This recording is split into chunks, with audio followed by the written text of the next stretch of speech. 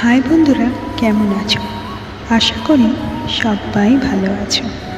আর ভালো রাখার আর ভালো থাকার চেষ্টা তো আমরা সবাই মিলে করছি। Thank you so much new সাবস্ক্রাইবারদের জন্য, আর পুরনো যারা আছো, যারা সবসময় আমাকে হেল্প করছো, তাদের অনেক ধন্যবাদ। থ্যাংক ইউ সো মাচ আমার মনকে পূরণ করার ক্ষেত্রে সাহায্য করা আর সাপোর্ট করার জন্য। আচ্ছা, একটা জিনিস দেখো, পরিস্থিতি আমাদের অনেক কিছু শিখিয়ে দেয়। অনেক সময় দেখবে তুমি বুঝতে পারছো তোমাকে সে ট্রাভেলে ফেলছে, তুমি বুঝতে পারছো তুমি তার থেকে সরে যেতে চাইছো, কারণ সেই মানুষটা ওই বলে না কিভাবে তুলসী গাছ তাল গাছ হয়ে যায়, ঠিক সেই রকমভাবে ছোট্ট কোনো জিনিসকে কমপ্লিকেটেড বানিয়ে দেয় অনেকে, ঠিক আছে?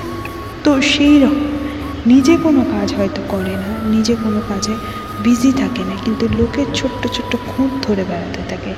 যদিও সে হাজারো কাজ করার মধ্যে ব্যস্ত থাকলে, হাজারো কাজ করলে তাকেই লোকে ধরে বেশি নাড়াচাড়া করে। ওই যে সোজা গাছ যেমনি তাড়াতাড়ি কাটে, তেমনি আবার সেই সোজা গাছটি যখন ফল ফুল দেয় এবং তোমাদের হেল্প করে এবং সেই হালকা বেঁকে যায়, তখন কিন্তু পরিস্থিতি আবার সামাল দেওয়া সম্ভব হয়ে ওঠে না। তাই সবসময় অত সোজা থেকো না, আয়নার মতো হও। যে যেমনি তাকে সেমনি রূপ দেখানো এখনকারের দরকার। রিয়েলিটি সেই রকম, যে অতিরিক্ত ভালো হতে যাবে তাকে এই সমাজ পেছনে লাগা ছাড়া কোনো কাজ করতে পারবে না।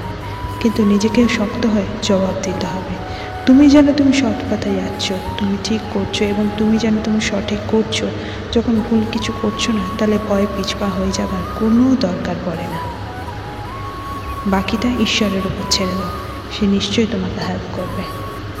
কারণ যারাই সৎ পথে থাকে, বিপদ তাদের অনেক সময় আসে, কিন্তু সেই বিপদকে প্রতিহত করে তারা এগিয়ে যেতে চায় এবং এগিয়ে যায় লক্ষ্যের দিকে। তাই না বন্ধুরা? ভালো লাগলে লাইক, সাবস্ক্রাইব এবং শেয়ার করে সাপোর্ট করতে প্লিজ ভুলো না, কারণ এগুলো আমাদের জন্য অনেক দরকার। থ্যাংক ইউ সো মাচ পাশে থাকার জন্য।